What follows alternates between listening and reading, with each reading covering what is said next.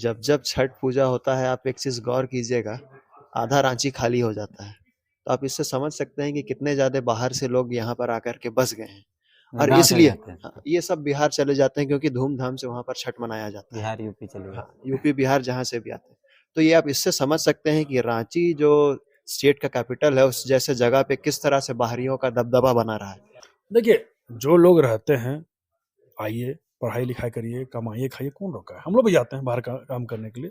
कितने लोग महाराष्ट्र में काम कर रहे हैं, मुंबई में, दिल्ली में, वहाँ रह के नौकरी करता है, रिटायर होता है, वापस आ जाता है। आप लोग भी आए हैं कमाने, खाने, पढ़ने, लिखने, कौन रोका है? भगाए, कोई भगाने के लिए नहीं आया। अच्छा। लेकिन अधिकार के लिए, अपना हिस्सा माँगने के लिए बात करिएगा, अपना छीनने का बात करिए, तो हम लोग तो विरोध करेंगे ना। देखिए, 1932 खतियान झारखंड की अस्मिता और पहचान से जुड़ी हुई है। ये मांग अभी से नहीं, जब से झारखंड अलग राज्य बना है तब से ही 1932 की मांग होती आ रही है। तो बहुत लोग कह रहे हैं कि पॉलिटिकल नारा, बट एक्चुअल में अगर देखा जाए, जो अभी बाहरी लोग आए, बाहर से आए, कमाने खाने आए, एचईसी का स्थापना हुआ, कोई दिक्कत नहीं है, लोग आते चले गए। इसलिए विरोध भी होता है, जब कारखाना उद्योग धंधे का बात होता है तब विरोध होता है, इसलिए कि लोगों को लगता है कि लोगों का विकास होता है, लेकिन उन लोगों का विकास होता है जो बाहर से आए हैं, जो स्थानीय है, रैयतदार है, यहाँ का आदिवासी मूलवासी का विकास नहीं होता है। ऐसे लोगों को मैं कहना चाहेंगे कि झारखंड का जो आबादी है, खासकर यहाँ का मूलवासी आदिवासी का 85+ है, लगभग 90% है। भारतीय राजनीति में आपने दो ब्रदर्स सुना होगा, ओवैसी ब्रदर्स। भारतीय क्रिकेट टीम में आपने दो ब्रदर्स सुना होगा, पठान ब्रदर्स। और आपने भारत के जो आपराधिक पृष्ठभूमि है उसमें भी कई लोगों के नाम सुने होंगे। दो भाई हैं, लड़ते हैं, फिल्मों में आपने देखा होगा, दो भाई हैं, संघर्ष कर रहे हैं, लड़ रहे हैं, मर रहे हैं, कट रहे हैं, फाइनली जीत वो दोनों भाइयों की हो जाती है। ये सब भूमिका बांधने का मतलब यह है कि अभी हम दो भाइयों के बीच में बैठे हैं। साधारण सटीक शब्दों में आप कह सकते हैं झारखंड के पन्ना ब्रदर्स। एक तरफ शशि पन्ना है, एक तरफ अनिल पन्ना है। दोनों खतियान की लड़ाई साथ लड़ते हैं।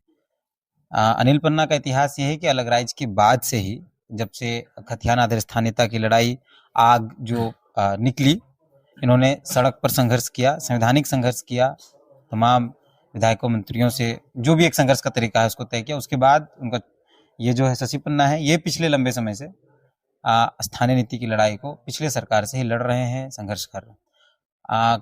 14 सितंबर को राज्य की सरकार ने कैबिनेट से 1932 खतियान स्थानीयता का जो प्रस्ताव था उसे पारित किया। उसके बाद और अभी आगे की प्रक्रियाएं हैं, ये सब तो आप सब जानते हैं। हम इनसे बात करते हैं कि आखिर अब ये जो पन्ना ब्रदर्स का संघर्ष था, ऐसे कई लोगों का संघर्ष था, लेकिन फिलहाल हम इनके साथ बैठे इसलिए इनसे बात करते हैं। पन्ना ब्रदर्स का जो संघर्ष था वो पूरा हुआ या अभी और लड़ाई बाकी है? आप दादा, आपको बहुत बहुत स्वागत है। आप दोनों भाई हैं, लंबे समय से लड़ रहे हैं और झारखंड, खासकर राजधानी के लोग जानते हैं पन्ना ब्रदर्स के नाम। क्या है आगे प्लानिंग?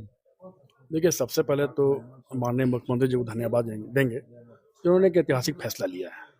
और खाद्यान्न आंदोलन का इतिहास में बताना चाहूँगा कि ये अभी का नहीं मांगता। लगातार झारखंड बनने के 4 महीना पहले ही हम लोग संगठन बनाए थे, आदिवासी छात्र संघ। इसके अध्यक्ष हुआ करते थे ज्ञानमणि यक्का, और वर्तमान विधायक चमड़ा एंडा उपाध्यक्ष हुआ करते थे। और उसमें नारा दिया गया था, झारखंडियों की एक ही पहचान, 1932 का खाद्यान्न। तब से ये खाद्यान्न आंदोलन चालू हुआ और 2001 आते आते आंदोलन बहुत तीव्र हो गया। और 2002 में लगातार आंदोलन करने के क्रम में झारखंड बंद होते चला गया, रांची बंद रहा। और उस समय शब्द चल रहा था डोमिसाइल, और डोमिसाइल के नाम पे आंदोलन हो रहा था। और 24 जुलाई 2002 में लगातार आंदोलन हुआ, और एक ऐसा आंदोलन था जो कहीं ना कहीं झारखंड के इतिहास में मील का पत्थर साबित हुआ। लेकिन कुछ लोगों के कन्फ्यूजन के कारण या गलत तरीके से बताने के कारण वहाँ ऐसा मैसेज दिया गया कि ये आंदोलन से लाभ केवल आदिवासियों को होगा, 1932 के खाद्यान्न से लाभ केवल आदिवासी को मिलेगा और मूलवासी को प्राप्त नहीं होगा, गैर आदिवासी बल्कि आदिवासी के रूप में इसको परिभाषित करने का प्रयास किया गया।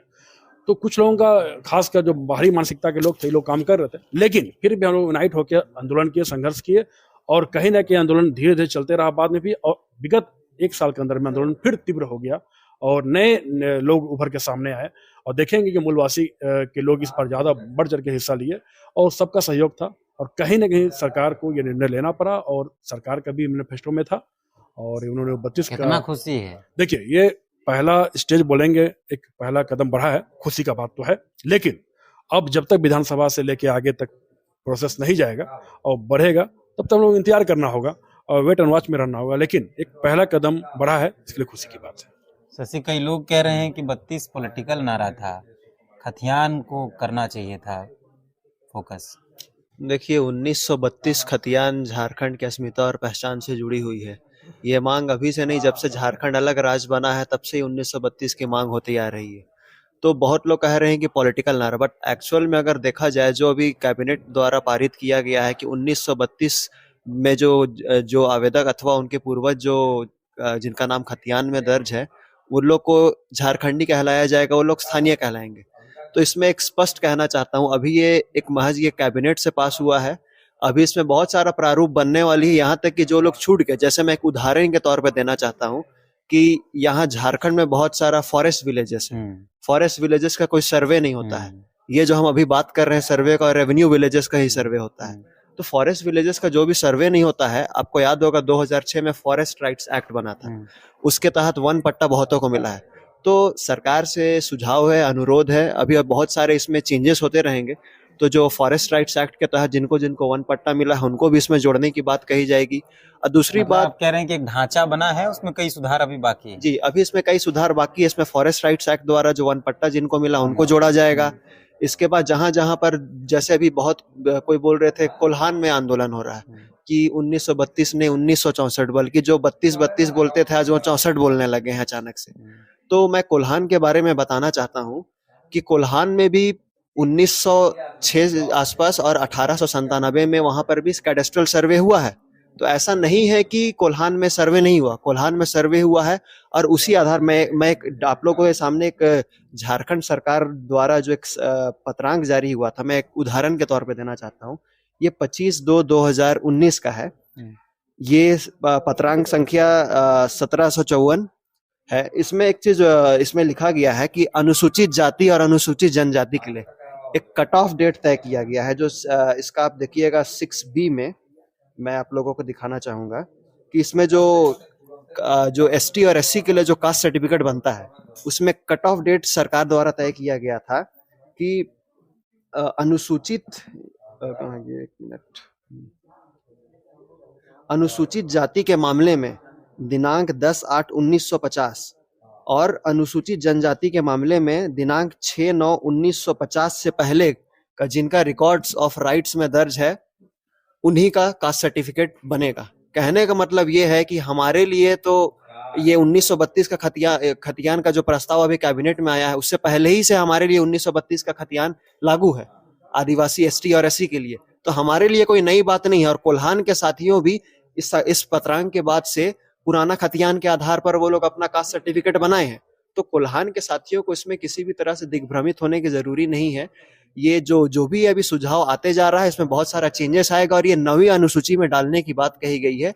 ये जब तक प्रक्रिया पूरे नहीं होता तब तक पूर्णतः तरीके से यह लागू नहीं होगा। तो ये सरकार की बहुत बढ़िया पहल है और हम उम्मीद करते हैं परिवर्तन होंगे, कुछ परिवर्तन होंगे ताकि इसमें जो अधिक से अधिक जो झारखंड के मूल निवासी है वो लोग शामिल हो सके। सरना कोड का मामला था, राज्य सरकार ने विशेष सत्र लाकर भेज तो दिया था, लेकिन वो फिर कहीं ना कहीं अटक गया है। तो क्या पक्ष विपक्ष पॉलिटिकल लड़ाई में फिर ये खतियान का मामला भी अटकेगा, ऐसा कुछ? ऐसा नहीं लगता। देखिए, कहीं ना कहीं तकनीकी इशू भी होता है और पॉलिटिकल इशू भी होता है, लेकिन इस मामले में लोगों में भी जागरूकता है और पॉलिटिकल पार्टी में भी जागरूकता है। और आपको मैं बताना चाहता हूँ कि ये मामला अब विधानसभा से जाएगा, केंद्र में जाएगा और इसको 9वीं अनुसूची का बात होगा। और मैं 9वीं अनुसूची के बारे में बताना चाहता हूँ कि 1947 में देश अलग होने के बाद 1 साल के अंदर में नेहरू जी को लगा था कि बहुत सा विषय आएंगे, उस विषय के आधार पर मामला न्यायालय में जा सकता है। इसलिए प्रथम संशोधन किया गया था स्वतंत्रता के बाद और 9वीं अनुसूची को जोड़ा गया था। और उसी तर्ज पे सरकार चाह रहा है कि 9वीं अनुसूची में इसको ला के, क्योंकि इसमें आप न्यायालय में नहीं जा सकते हैं, तो इस आधार पे ये केंद्र सरकार को लाना होगा। और बार बार जो दीपक प्रकाश जी बोलते हैं कि विधि सम्मत नहीं है, जो बीजेपी के नेता बोल रहे हैं विधि सम्मत नहीं है, मैं बताना चाहूंगा कि विधि सम्मत नहीं है तो विधि सम्मत बनाइए, क्योंकि संविधान में, न्यायालय में, लोकतंत्र में तो सुधार करने का गुंजाइश रहता ही है। तो बार बार ये बहाना करना कि विधि सम्मत नहीं है, मामला न्यायालय में फंसेगा, इसका मैं मतलब विपक्ष दे सलाह क्या विधि सम्मत? बिल्कुल। आप चाहते हैं 32 खाद्यान्न बने तो आप सलाह दीजिए। आप चाहते हैं उनसे 32 लागू हो जाए तो सलाह विधि सम्मत बनाइए।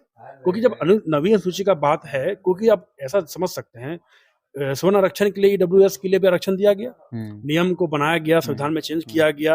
असंभव चीज तो था, लेकिन संभव किया गया।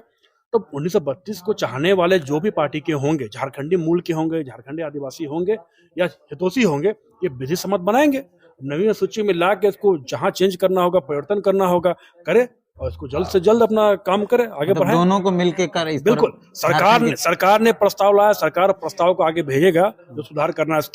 इसके बाद केंद्र सरकार को आगे बढ़ के विधि सम्मत बनाते हुए 1932 खाद्यान्न में क्या चेंजेस लाना करिए, अब विधि सम्मत बनाते हुए इसको पारित करिए। कुछ लोग कह रहे हैं कि अलग राज्य का मांग करेंगे। जो लोग ये बात कह रहे हैं वो मूर्ख लोग हैं।